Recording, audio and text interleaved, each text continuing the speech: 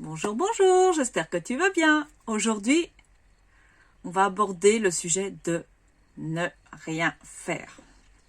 À la base, je comptais faire un article sur je me détends, la lecture, etc. Et quand j'ai commencé à écrire, me voilà avec comme titre ne rien faire. Alors, me détendre chez moi, ça veut dire ne rien faire. Mais qu'est-ce que j'entends par ne rien faire ?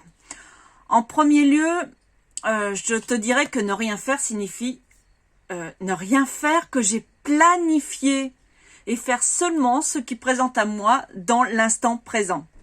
C'est en gros suivre mon instinct, mes envies du moment.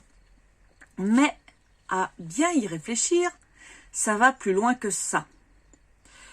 Il existe un test de personnalité en ligne, un test qu'on peut faire. Le site est en anglais, mais les questions et le résultat sont en français. Donc, via ce test, tu découvres tes traits de personnalité fondamentaux qui définissent ton identité. Je vais te lire un extrait. Alors, l'extrait, c'est « Tout le monde possède les 24 forces de caractère à des degrés différents, de sorte que chaque personne a un profil de force de caractère vraiment unique. Chaque force de caractère relève de l'une de ces 6 grandes catégories de vertus qui sont universelles à travers les cultures et les nations. » Alors, j'ai lu également que ces valeurs te permettaient de te sentir authentique, vivant et engagé dans la vie. Et que l'apprentissage de nos forces et la façon de les exprimer peut te rendre plus heureux, moins stressé, plus productif et mieux connecté aux autres. Alors moi, ce que je retiens par rapport au sujet de l'article « Ne rien faire » est que lorsque je décide de ne rien faire et que je suis mes envies, mon instinct, eh bien, les premières valeurs de mon test sont très présentes. Alors, par rapport au début, ça fait une dizaine d'années, je connais et je fais ce test depuis plus de 6 ans maintenant, voire plus même, et je constate que le classement de mes valeurs a un peu changé. La preuve, c'est pour moi que notre personnalité évolue, que l'on change quand on prend conscience de qui nous sommes. Alors, je vais te parler donc de mes valeurs, les premières valeurs qui sont ressorties de ce classement. Donc, j'ai fait le test en début d'année et l'amour de l'apprentissage est sorti en tête de ce classement. Je confirme, j'adore apprendre de nouvelles choses. Alors, que ce soit en formation, en présentiel, en distanciel ou par moi-même. J'ai toujours aimé lire pour apprendre et je trouve l'opportunité d'apprendre dans toute chose. Je suis très autodidacte de nature et quand je décide de ne rien faire, devine quoi ? Je prends un livre, je surfe sur le net, je me mets en quête de nouvelles choses à apprendre, de nouvelles découvertes. Je me sens bien quand je porte à ma connaissance de nouvelles informations, quand je découvre de nouveaux trucs à faire, je suis très attirée par le côté manuel. Alors, je m'intéresse à tout, c'est clair, parce que là, du coup, la deuxième force qui arrive dans le classement, c'est la curiosité et l'intérêt au monde. Alors, je m'intéresse à tout, je me pose toujours des questions sur comment cela fonctionne, qu'est-ce que c'est, comment que ça. Et je trouve tous les sujets et toutes les matières fascinantes. J'aime explorer et découvrir. Alors, je trouve que ça se rapproche beaucoup de l'amour de l'apprentissage parce que pour ma part, ça va de pair. Aller en nature, observer les animaux me passionne et j'apprends énormément là-dessus. Les êtres humains me passionnent, que ce soit dans la vie réelle ou en fiction. Et de nouveau, mon intérêt pour la lecture, les films, le cinéma, etc., du moins en découle. Un grand moment pour moi dans ne rien faire comporte obligatoirement ces 2 facteurs. L'amour de l'apprentissage, la curiosité et l'intérêt au monde. En 3e position est arrivée l'honnêteté, l'intégrité et la sincérité. Alors, il y a quelques années, ce trait était en 2e position, avec en première position la générosité. Donc tu vois pourquoi je te dis que ça évolue le test.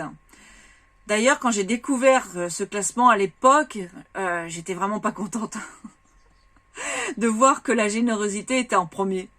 Je donnais tellement à l'époque que je m'oubliais souvent, même trop souvent. Et donc la générosité, de voir que ça me suivait même dans mon test, c'est vrai qu'à la première lecture, j'étais un peu déçue. Alors, depuis, j'ai appris qu'en fait, à équilibrer mes traits de personnalité. La connaissance de ce test m'a beaucoup aidé en cela.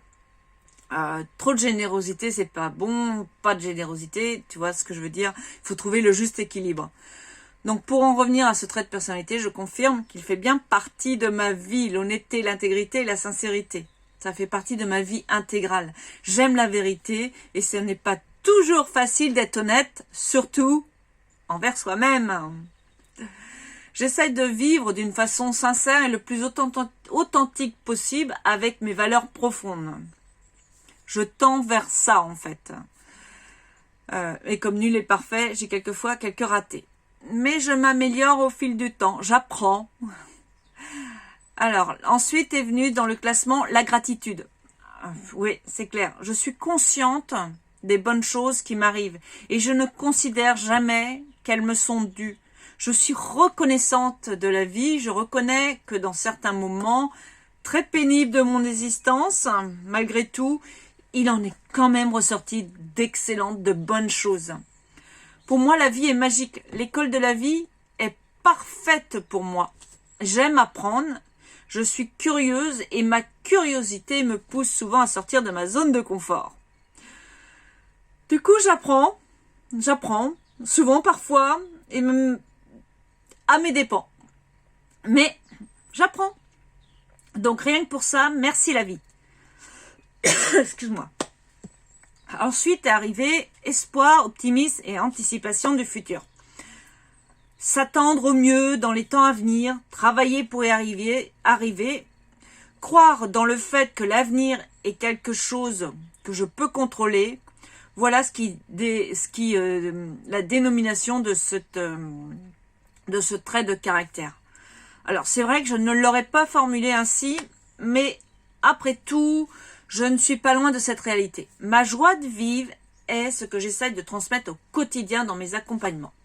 Je regarde devant moi, le passé me sert de tremplin, c'est mon expérience, mon apprentissage qui me permettent de vivre l'instant présent. Et les moments du futur se créent dès maintenant. Ce sont tous ces instants qu'on vit maintenant qui va créer ton futur. Donc mon activité va totalement dans ce sens. Je suis conseillère en développement personnel, j'aide les personnes désireuses de voir leur vie évoluer, à mieux se connaître, à se découvrir, à se retrouver. Je suis également consultante en organisation et mon slogan, tu as pu déjà le lire maintes et maintes fois, apprendre à aimer ta vie et à optimiser ton temps pour plus de temps pour soi.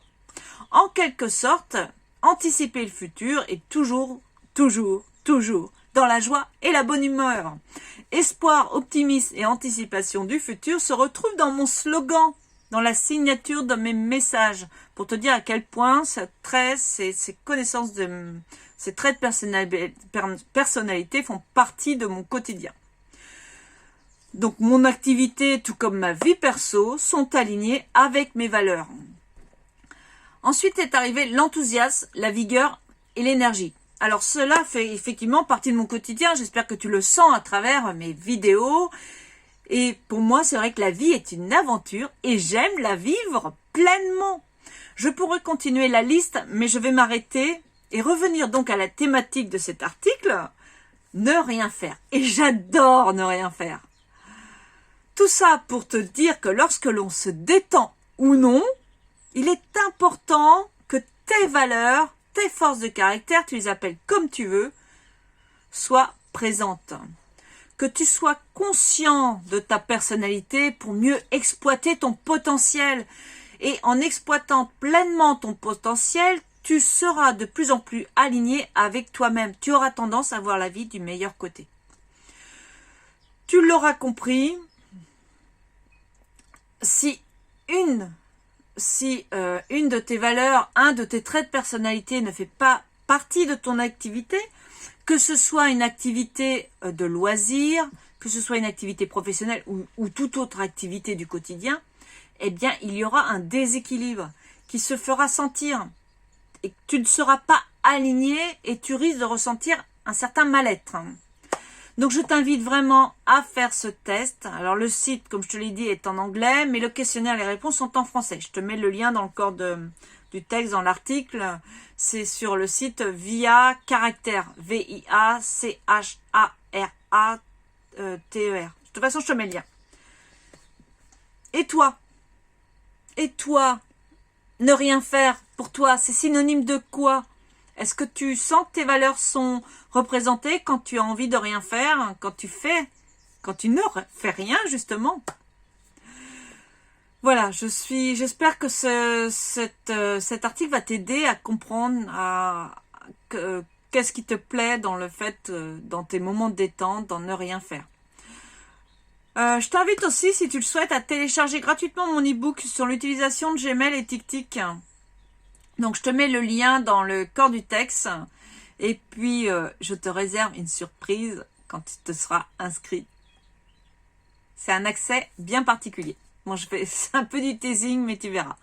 Je te souhaite une excellente journée, plein de bonnes choses pour toi et surtout dans la joie et la bonne humeur. Et je me tiens toujours à ta disposition pour apprendre à aimer ta vie, à organiser, à optimiser ton temps pour gagner du temps pour toi et ça avec le maximum de joie. À bientôt!